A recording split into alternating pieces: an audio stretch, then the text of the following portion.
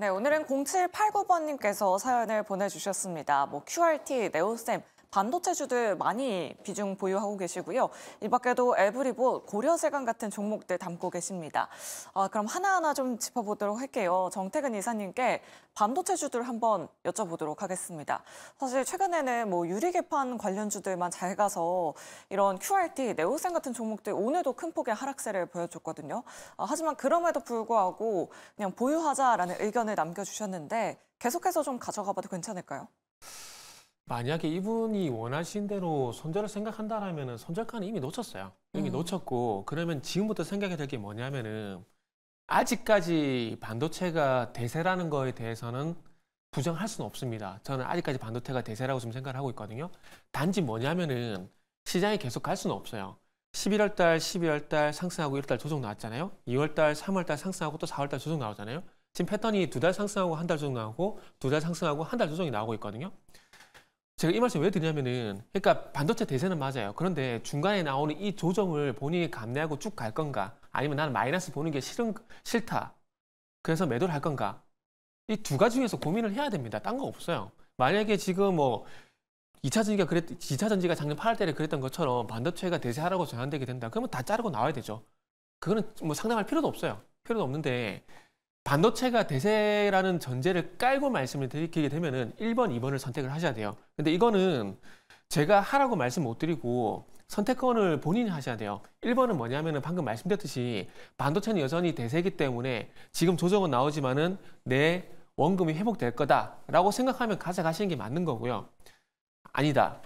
대세는 맞지만 지금 조정이 나오는 이 마이너스가 견디기 힘들다. 그러면은 파는 게 맞습니다. 그래서 이 둘 중에 본인이 맞는 거에 선택을 하는 게 맞다라고 해요. 물론 상담을 하시는 건 저한테 대답을 듣기 위해서, 정답을 듣기 위해서 하는 거겠지만 결국 중요한 건 판단은 본인이 하는 거거든요. 그렇기 때문에 이 둘 중에 하나를 본인이 선택하는 게 저는 맞다라고 봅니다. 그래서 QRT하고 네오셈은 이 1번이냐 2번이냐 거기에 따라서 판단하는 게 맞다고 봐요. 반도체 어느 게 좋다 나쁘다 그건 논할 건 아니라고 보거든요. 반도체가 계속 갈 거냐 못 갈 거냐 그 관점에서 판단을 하기 때문에 1번 아니면 2번 이 판단에 대해서는 본인이 하시라고 좀 말씀드리도록 할게요. 네, 알겠습니다. QRT와 네오셈까지 짚어봤고요. 사실 오늘 로봇 관련주들에 대한 상담도 굉장히 많이 들어왔습니다. 우리 시청자님은 에브리보 34,400원대 가지고 계신데 아마 그때 하한가 들어가고 나서 그 직후에 좀 들어가신 것 같아요. 이성웅 차장님께 한번 여쭤보도록 할게요. 비중 15% 정도 보유하고 계신데 로봇주들의 상승은 언제쯤 일어날 수 있을까요, 차장님? 우선 에브리봇 같은 경우가 좀 불안한 건 좀 있어요. 분명히 올해 주가도 이유 없이 상승세를 좀 크게 보였었고 또 떨어진 부분 같은 경우도 이유가 없는 상황인데 우선 올라가는 부분에서도 이 매출이나 이런 부분이 지금 순이익이나 이런 부 증가하지 않고 있죠. 지금 역성장을 좀 하고 있는 그런 상황인데 주가가 올라가는 것 자체도 어떤 실적과 좀 무관하게 갔었고 그러니까 떨어지는 것도 단순 차익에 대한 의미가 없다라고 좀 볼 수 있습니다. 에브리봇 같은 경우가 이 청소 로봇을 주로 만드는 회사고 그 전에 이제 이 서빙 로봇까지도 했었지만 서빙 로봇이 실적이 잡히지는 거의 없고 지금 청소 로봇에 대한 실적으로 지금 하고 있는 상황인데 근데 이제 청소 로봇도 이제 내수 쪽에 좀 집중이 돼 있죠. 그러기 때문에 지금 로봇 관련주들의 저는 최대의 어떤 좀 숙제 중에 하나가 이제 해외 쪽에서의 비중이 나와야 이 에브리봇처럼 그나마 좀 실적이 나오는 기업들 같은 경우에도 주가 상승 랠리를 가져갈 수 있다라고 말씀을 드릴 수 있겠고 그나마 지금 유보율로 봤을 때도 목표율 낮고 유보율 좋다는 점은 재무적으로는 정말 안전한 그런 기업이라고 좀 볼 수 있지만 지금 현재 15% 이상, 15% 맞죠? 15% 이상은 늘릴 필요는 없다라고 생각이 되고 있고 다만 진짜 이건 손절가가 굉장히 좀 중요한 것 같아요. 왜냐하면 말씀드렸다시피 이유 없이 오른 특별한 이유 없이 오른 상황에서 아직까지도 그 차익에 대한 물량이 좀 남아있으니까 주가가 계속 억눌린다고 좀 생각이 되고 있거든요. 그러기 때문에 물론 오늘 종가 21,600원에 10% 마이너스인 그러면 19,000원 정도까지는 한번 좀 기다려 보시고 19,000원 이하로 떨어졌을 때는 15%가 아니라 전량 매도 아니에요. 15%가 아니라 3분의 1, 10% 정도만 줄이고 그다음에 또 이제 10% 떨어졌을 때는 그리고 뭐 5% 줄이는 방향. 하지만 뭐 이 이상 있을 때는 한번 좀 에브리봇의 재무제표나 이런 부분으로 나쁜 기업은 뭐 적자 기업이나 어떤 유동성에 문제가 있는 건 아니니까 계속해서 보유 관점 한번 가져보시는 게 나쁘지 않다 말씀드립니다. 네, 알겠습니다. 비중 조절을 잘 해보자라고 이렇게 말씀해 주셨고요. 마지막으로 고려제강은 박병주 매니저님께 한번 여쭤보도록 할게요. 아마 초전도체 이슈를 보고 들어가신 것 같은데 최근에 주가가 좀 많이 빠졌어요. 어떻게 대응하면 좋을까요? 네, 고려제강을 제가 이제 이 회사 같은 경우는 지금 기업 밸류를 받아야 할 것 같아요. 기업 가치에 비해서 현재 주가가 어딘가 그 부분을 말씀드리겠는데, 자, 이 회사가 지금 주당 순자산 가치죠.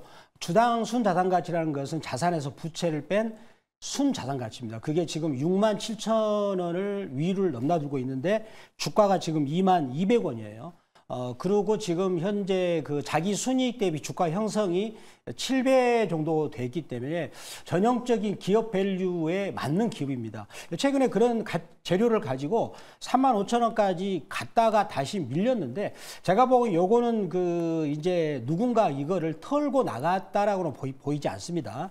이 종목이 움직이는 습성이 또 그러고 전체적인 시장 분위기 자체가 기업 밸류 업 자체에 대해서 계속 지속적으로 가는 패턴이고 또 그리고 우리나라 지금 코스피 지수의 방향성을 본다면 2024년, 2025년, 2026년, 2027년까지는 저는 굉장히 우상향으로 이렇게 갈 수 있다고 봅니다. 그렇다면 고려제강처럼 이렇게 자산가치 대비 저평가되면서도 또 실적이 좋은 종목들은 계속 저점을 높여가는 그런 상황인데 지금 주가 위치 자체는 2만 원, 200원이기 때문에 절대적으로 싼 구간이다 이렇게 말씀드리면서 좀 자신감을 가지고 지금 현재는 굳건하게 보유하시면 되겠다라고 말씀을 드리겠습니다. 네, 알겠습니다. 일단은 고려제강 보유의 의견 남겨주셨습니다.